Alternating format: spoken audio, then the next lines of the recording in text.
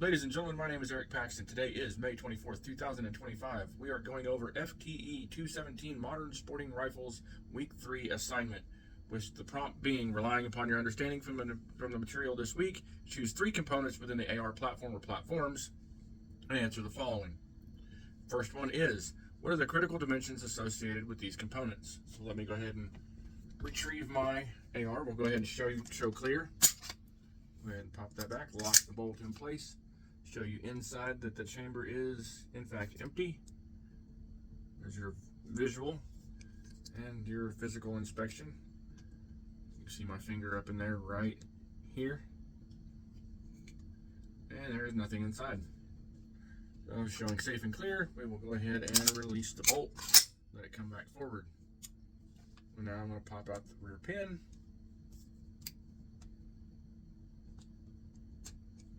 This will allow me to show you the 3 critical components that I have chosen.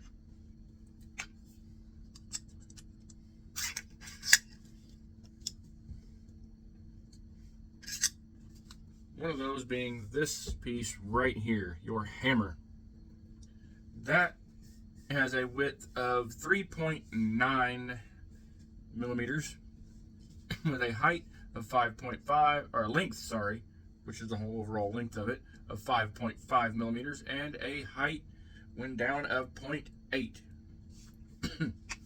And if you really get down to thinking about it, if any one of these tolerances is off just a fraction of an inch, when that hammer comes up to go inside here and strike the back of the firing pin, if it's too thin and it doesn't reach deep enough, it's not going to push the firing pin far enough forward to set off the rear of the round when it hits the primer. And if it's too wide, it wouldn't fit into this gap. If it's too thin or too narrow, I mean, it's going to go, but you run the risk of, if it's slightly offset bent, not hitting the firing pin, which is your failure to fire. So that's your failure to fire malfunction that I would say. So if those are improperly adjusted or the wrong one is placed inside of your rifle, it could cause issues with failure to fire. To avoid that, the standard part that is specific for that firearm, if it's an AR-10, the one specific to that model. If it's an AR-15, the one that is mil-spec set to what it needs to be. I'll go ahead and close this and leave the bolt out for right now. Let's set this to the side because I will need the rest of it for this. And with the bolt, you see how you got the lugs on the front. Those lugs on the front of this bolt serve a very key purpose. We have our magazine full of dummy rounds. As this thing is setting in the back, as it comes forward, that bolt face catches that next round. And what that does is, when it interfaces with that back of that round, it pushes that round forward. So if those are off by even just, 1/16 of an inch or more, it may not make contact with that round, and it may not load the round into the chamber. That will be your failure to feed. So, shaving down the bolt lugs to get rid of burrs and things like that, you've got to really be careful as to how far down you go, because you could take too much, creating an issue with failure to fire, or failure to feed, sorry, my mistake. With that, it's best, if you have to do that and it gets too down too far, just replace it with the correct part, and that will save you a mountain of headaches. Absolutely a large mountain of headaches if you just replace it with the stock part that came with that particular rifle. This one in particular is the DPMS DR10 LR308, because it's not technically a true AR-10 due to the shapes of the upper and lower receiver, how they mate together. And the third and final part that I have chosen is in fact the firing pin itself. With the firing pin, it basically, it protrudes out so far. You can see it barely sticks out. Like, I would say that's in the thousandths of an inch.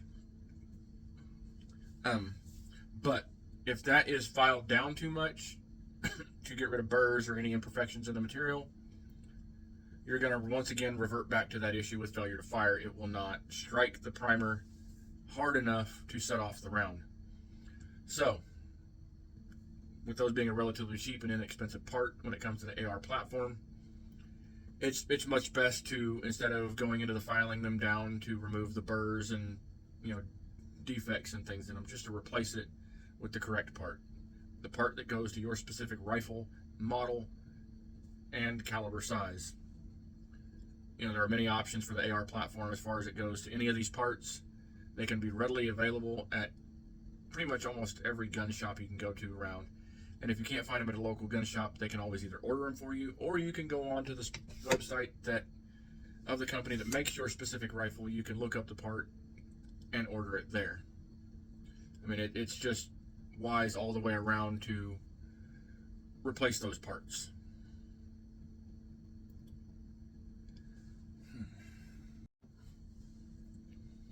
And as far as training that someone should go under, because we've covered 1 through 3 now, I believe that everyone should go under the proper training through any school such as SDI to properly understand how to repair those parts, and if they are within certain specifications, to just replace the part outright.